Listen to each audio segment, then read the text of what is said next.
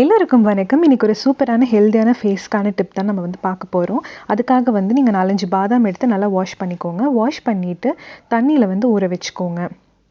ஒரு 3 to 4 hours வந்து தண்ணியில் நல்லா ஊறிடட்டும். ஊறினதுக்கப்புறமா பாதாம் வந்து தோல் உரித்து எடுத்துக்கோங்க. இன்னொரு பவுலில் கொஞ்சமாக ரோஸ் வாட்டர் எடுத்துக்கலாம். ரோஸ் வாட்டர் எடுத்துகிட்டு அதில் வந்து நம்ம ஊற வச்ச பாதாமை தொட்டு நல்லா வந்து நம்ம அரைச்சிக்கலாம்.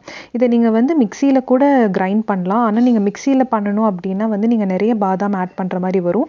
உங்களுக்கு அவ்வளோ க்ரீமியாக வராது. இன்கேஸ் நீங்கள் துவைக்கிற கல்லில் கூட அரைச்சிக்கலாம். நான் வந்து என்ன பண்ணேன்னா சந்தனம் அரைக்கிற கல் இருந்துச்சு, ஸோ அதை நான் வந்து எடுத்துக்கிட்டேன். நம்மளுக்கு பாதாம் ஊறி இருக்கனால ஈஸியாகவே வந்து நீங்கள் தேய்க்கும் போது உங்களுக்கு அது நல்ல க்ரீம் மாதிரியான கன்சிஸ்டன்சியில் வந்து வந்துடும்.